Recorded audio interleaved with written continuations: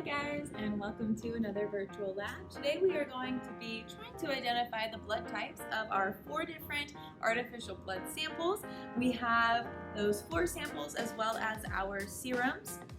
So we have serum A, which is then going to help detect whether or not there are A proteins in the blood samples, serum B that will look for those B blood proteins in the sample, and then serum D, which will look for those Rh factors. So remember, there are a lot of different ways that our blood types can vary, whether you have A or B proteins or both or neither, whether or not you have Rh factors present, whether or not you have the M or N factors. There's a lot of different ways that our bloods can vary from individual to individual. So that's what makes blood typing so useful when it comes to, for example, forensic analysis, but also so important when it comes to blood donations. So I'll talk a little bit why as we go through this lab here. So let me go ahead and start putting my samples into their respective sample plates here. Now this is synthetic blood. Working with actual human blood technically is a biohazard. So for the sake of this lab, we're just going to be using some synthetic blood this way.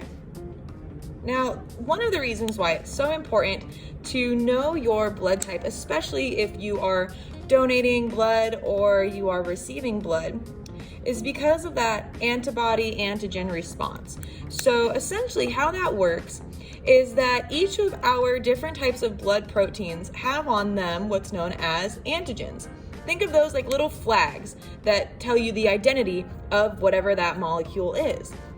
Now, antibodies look for those flags, and especially when it's in regards to your immune system trying to prevent you from getting any harm via foreign invaders, those antibodies are constantly on the lookout to see if they can find anyone that might potentially cause harm to your body. And foreign invaders, such as a foreign blood type, will get their attention and then they will respond accordingly. So when it comes to blood typing, the reason that we have to be so careful with giving you the correct blood if you're getting a donation is because of that antibody-antigen response. Essentially what happens is a process that's called agglutination. And agglutination looks like blood clotting.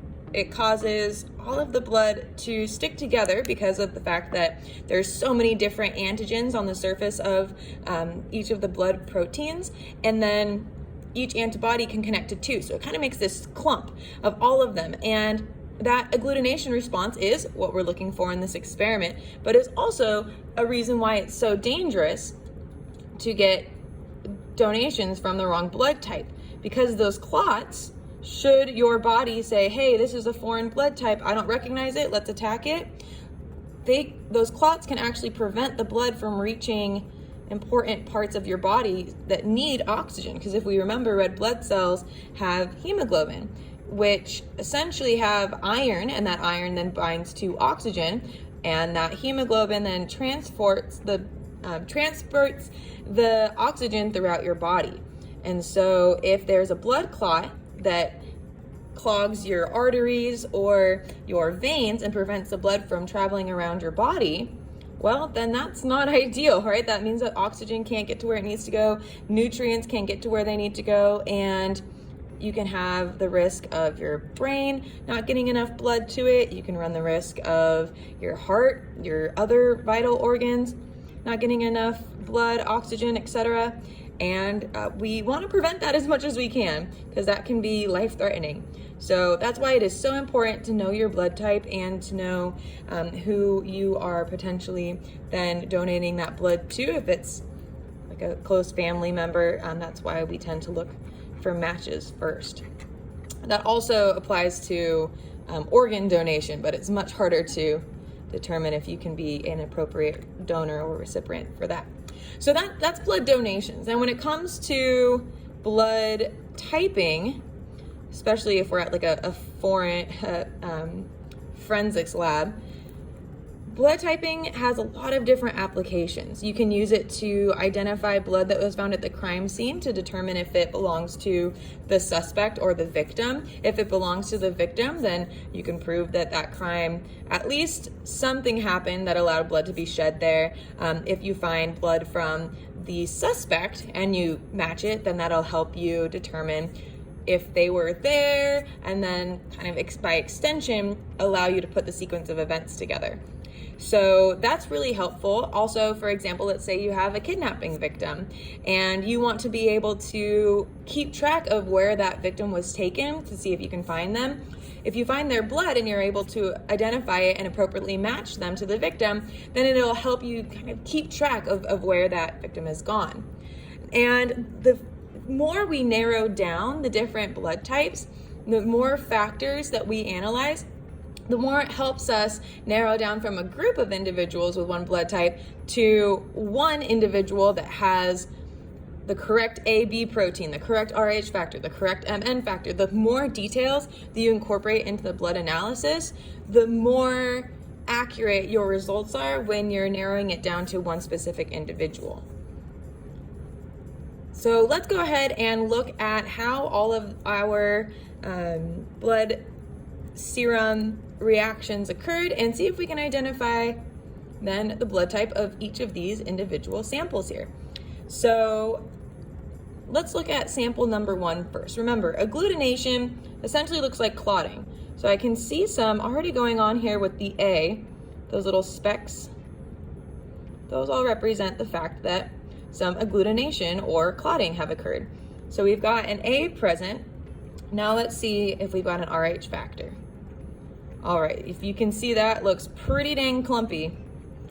So we've got an Rh factor. Now let's see if we've got a B. I don't really see any proof of B because that's a nice solid color. So if you're wondering, I'm using the opposite ends of all of these different mixing sticks in order to then make sure I'm not contaminating my samples. So I've got an Rh factor and I've got an A, but I don't have a response for B, which tells me that this blood type is probably A positive.